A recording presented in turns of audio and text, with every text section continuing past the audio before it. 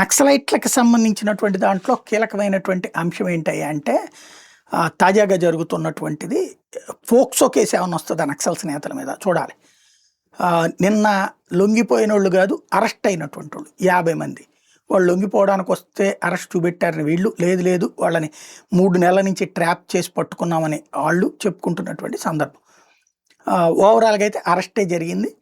50 మందిని విజయవాడ దగ్గర ఒక 27 మందిని, ఏలూరు దగ్గర ఒక 15 మందిని అట్లాగా రాష్ట్ర వ్యాప్తంగా చూసుకుంటే పట్టుకున్నారు. అయితే ఇందులో ఒక నలుగురు చూస్తే ఫేసులు చాలా చిన్న పిల్లల్లాగా ఉన్నాయి. బట్ వాళ్ళ నలుగురిది కూడా 20 ఏళ్ళని ఎఫ్ఐఆర్లో పెట్టుకొచ్చారు పోలీసులు. న్యాయమూర్తి దాని మీద అనుమానం వ్యక్తం చేశారు.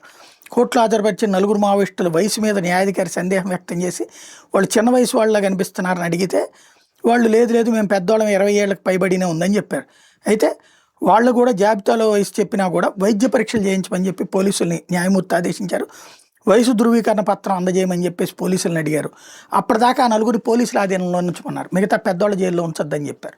ఇప్పుడు వాళ్ళకి జెనెటికల్ చెక్ చేసి వాళ్ళు పెద్ద వయసు ఎంత అన్నది తేల్చాలి. వాళ్ళు కనుక అబోవ్ 18 ఇయర్స్ వాళ్ళు చెప్పినట్టు 20 ఏళ్ళు అయితే కనుక మామూలు మిగతా మావోయిస్టులతో పాటు జైల్లో పెడతారు.